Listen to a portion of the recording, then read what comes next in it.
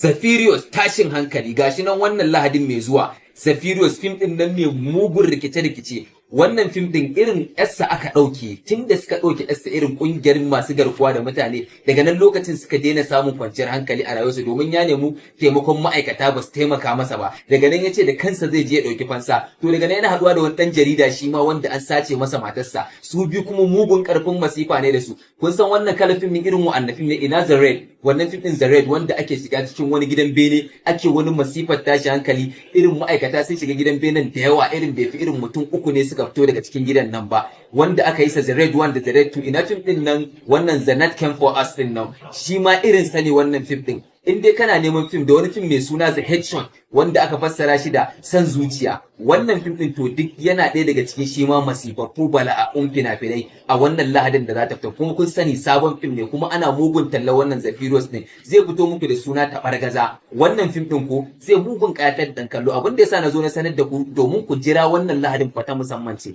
in dai kana neman fim din tashin hankali fim din da za ga an buga mutum guduma akan ya rike ce to wannan Zafirios din an gama in dai zubar da jini ne kaga yadda dan adam yake kai jama'a ku jira ko wannan Zafirios kawai Taɓargaza ba ku kasance tare da kamfanin ku mai farin Sultan Film Factory